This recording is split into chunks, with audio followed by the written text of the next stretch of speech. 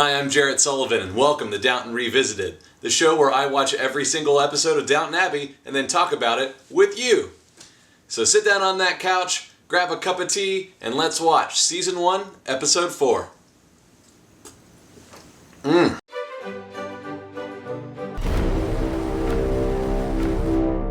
This week's episode really seems to be about romance and position. Newly hired to the Downton staff is Tom Branson, the awesome chauffeur.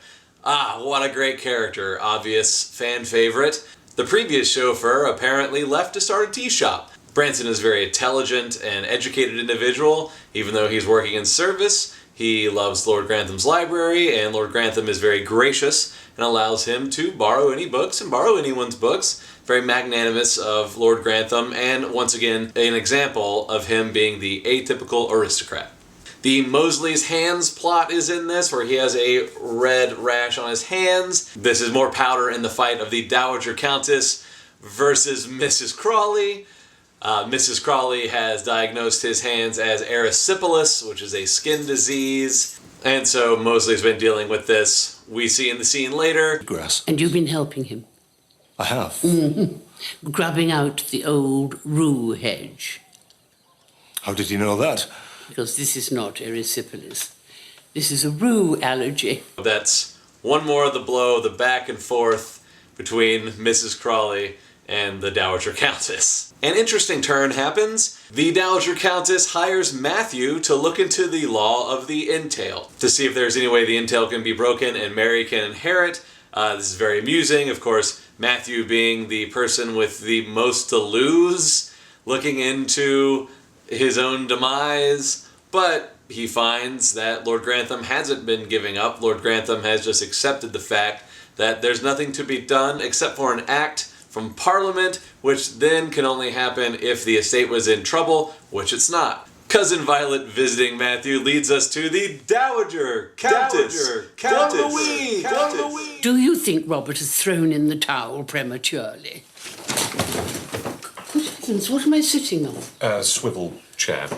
Oh, another modern brainwave? Not very modern. They were invented by Thomas Jefferson. Why does every day involve a fight with an American? I'll fetch a different one. No. I'm a good sailor.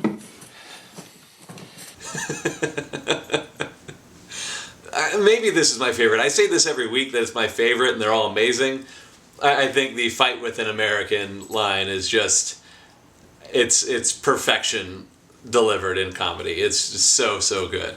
We have more of Mary and Matthew getting to actually like one another and seeing that relationship actually become a thing instead of this like, you must marry him or you should marry her type of thing. It's becoming a more natural progression. It's really great to see their back and forth and see them being just honest with one another. Mary says to him a very interesting line. My life makes me angry, not you. Speaking of the lives of these people and how Matthew has a job, that the servants, their lives are their work. There isn't much separation. They have their expectations of what they're supposed to be. But Mary says to Matthew a line that's very self-aware. Women like me don't have a life. We choose clothes and pay calls and work for charity and do the season. But really, we're stuck in a waiting room until we marry. I find that intriguing. Mary is a very modern woman for someone in her position. She is knowledgeable, she can be a real pain, but she is her own. So Mary is very aware, and that just lets us connect to her. More on romance and position. Mrs. Hughes has a date. She's going to meet a man who courted her back when she was young. Mrs. Hughes turned him down before to work at Downton when she was just a maid, and now she's the housekeeper. So she has grown in her position, and now she's being offered romance again. Will she choose romance or stay with her job? What is her life? And we can tell this is a very difficult thing for her. And Mrs. Hughes says a wonderful thing about this after she's made her decision. In many ways, I wanted to accept. But I'm not that farm girl anymore. I was flattered, of course, but I've changed, Mr. Carson. And I feel for her. This is something very difficult. this is a real question for real people, and Mrs. Hughes has to make that decision, and either one would be correct, so how do you make it? In this episode, Anna is ill, and so we have a very nice moment with Mr. Bates and her romance. He takes food up the stairs for her since she's been ill and missed dinner. It's a very nice moment between the two of them. So we have another nice moment between Matthew and Mary. They're discussing the great matter, and Mary is of course upset, and she kind of gives Matthew some gum, saying, you know, why would it matter to you? And he says, Sorry, I wish I could think of something to say that would help. There's nothing. But you mustn't let it trouble you. It does trouble me. It troubles me very much. Then that will be my consolation prize. Good night, Cousin Matthew. Good night.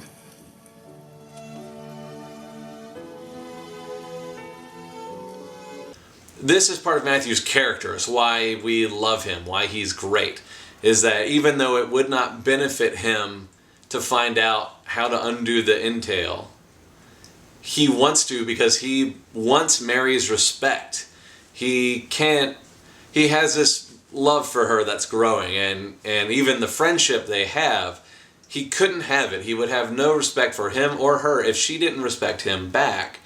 And so it does matter. And I think this is a big moment for Mary because she's not used to dealing with a person like this. To see this in Matthew is just another moment for her to love him and respect him. The Daisy obsession with Thomas continues.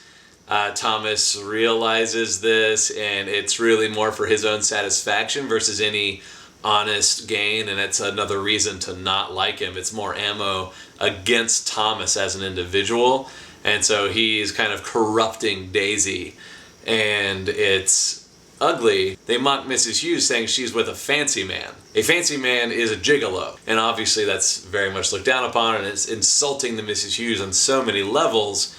And of course Mr. Bates has the best response. Don't be so nasty, Daisy. It doesn't suit you. We're seeing Daisy being challenged. She has to decide who she is, and this is just building up for more in the future. And we see the beginning of the Tom Branson Sybil romance. Sybil goes and has a new frock made. It has pants. And they're just barely pants. It's adorable. I love this look. I love the headpiece she wears. And it's flowing and it's beautiful. It's got great color. And they're like flowy kind of genie pants, but they basically look like a skirt, but it's so scandalous. Not too long after this, in real life, my grandmother had her picture taken wearing pants, and she got in major trouble for it.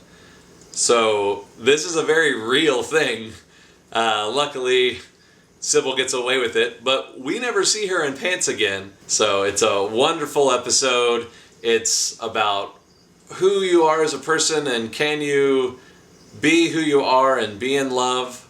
We're seeing it with Mrs. Hughes, we're seeing it with Mary and Matthew, we're seeing it with Tom and Sybil to a very slight extent on who they are. They're political, they're this, they're that, but then they are our star-crossed lovers. So we're going to see this build. It's so great. Great episode. Wonderful. So thanks for watching. You can find all the links in the doobly-doo. I hope you enjoyed this episode. You can click right over here on the subscribe button. That would be amazing. Also, Opening the Vault, my Disney review show. This past week, we reviewed Cinderella. It was quite fun. Next week will be Alice in Wonderland. You should tune in. That show's much better because it's not just me, but also the amazing Jessica Ayres. So you can find links for her down below. Come along and watch it. We have a great time.